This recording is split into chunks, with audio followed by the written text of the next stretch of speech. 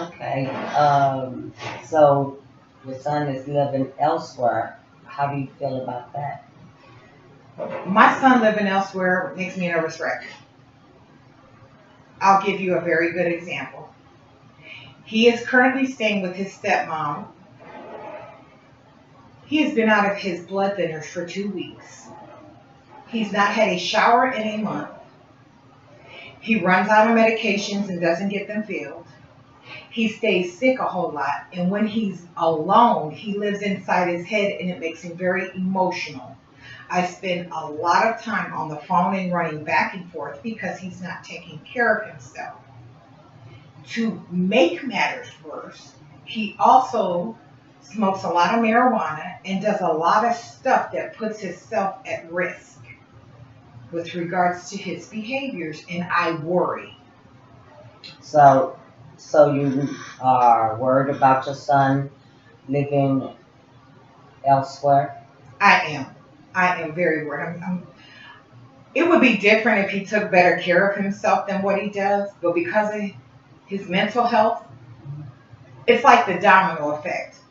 When you're a mental mess, you don't take care of your physical part, and then when you're a physical mess, it affects your mental part. Mm-hmm.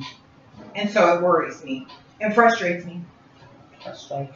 Okay. On a scale between 1 and 10, how frustrated do you feel? About 11. So you are above. The frustration level, I think about him at work. When I don't hear from him, I get worried. When he doesn't answer his phone, I get worried. Um, and even when he does answer the phone, there's that tone where you just know as a mother when something is wrong. So what I'm hearing, you've stated that when he's living with you, you're worried, Hmm. and even with he's now not living with you, you're worried and frustrated.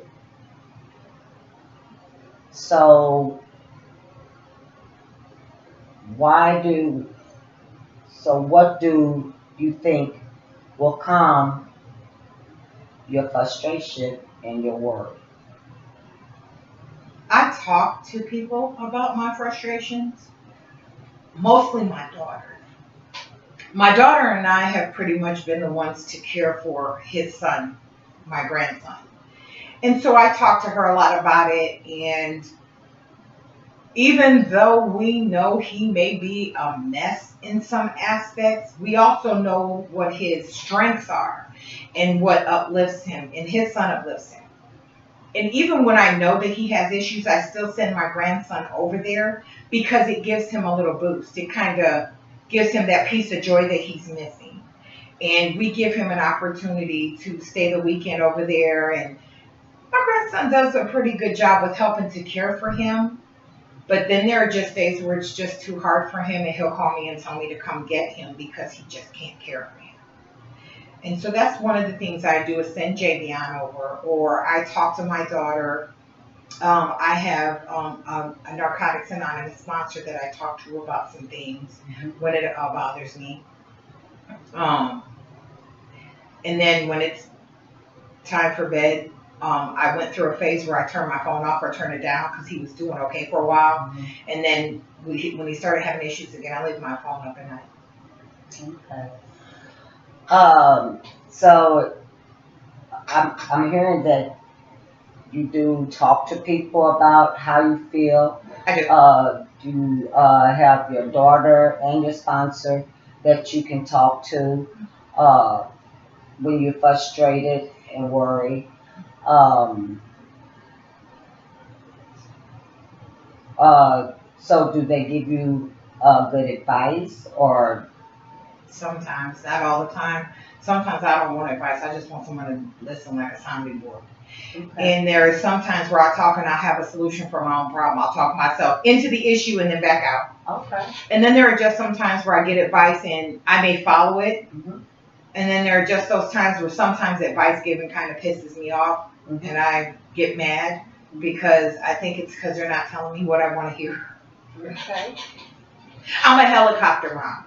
Okay. And so even though I know my kids are capable of taking care of things, I still do it. Okay. So Okay. So it seems like that you still do a lot for your children. probably more than I should. Okay. Do you feel as though that adds more to your plate? It does. It does. And I don't. I can't tell you that I don't know why. I know why I do it. I do it because it feels good to be needed. It feels good to be wanted. It feels good that my children are back into my life after being gone for so long. I do it because there's that power in me that says I do it just because I can. Okay. So I know why I do it. Okay. So I hear you saying that you also think about it, the things that you do. You at nighttime you'll think about things. Uh, have you ever did any journaling? I used to journal a lot. I don't journal like I used to anymore. Okay. Uh, I have a suggestion. I have something that I would like for you to do for me. Okay. I have some homework for you. Okay. What I would like for you to do is get your journaling book, Okay. and I want you, whenever are feeling upset or you feeling overwhelmed, um, journaling can help, at times. So what I would like for you to do is start keeping a journal. Okay. Uh, I would like for you to journal daily. Uh, I would like you to journal your feelings, Okay. and I would like for you to journal. I want you to put daily. I want you to put a scale between 1 and 10, with 1 the lowest, 10 the highest, of how you felt that day. Okay. And when we meet again, I would like for you to bring your journal with you, and you can see, and we can look back and see how many days during that week that your that that your frustration was higher than other days, and what might trigger that uh, frustration. Okay. Do you think that that will work for you to be able to do that? I can try. Um, that's kind of how I ended up getting away from journaling in the first place. Is I started and then I stopped, and I started and then I stopped. And I think time management's an issue for me. Mm-hmm. And I also think that sometimes I get frustrated with journaling because I'll go back and read what I wrote and I literally piss myself off. Okay. So yeah, I got away from the journaling thing, and um, I'll try. Okay. So I'll try. Sure will. Okay. Uh, Now so nobody's gonna read my journal but you and me, right? that's correct. Okay. We'll sit here together and we'll go through it. And I'm not going to read it. Okay. I basically want to see the scores that you have for your frustration. Okay. And we'll see it, how it balances out. How many days of the week are you frustrated, and how many days of the week are you your frustrations lower, Okay. so that we can work on your depression.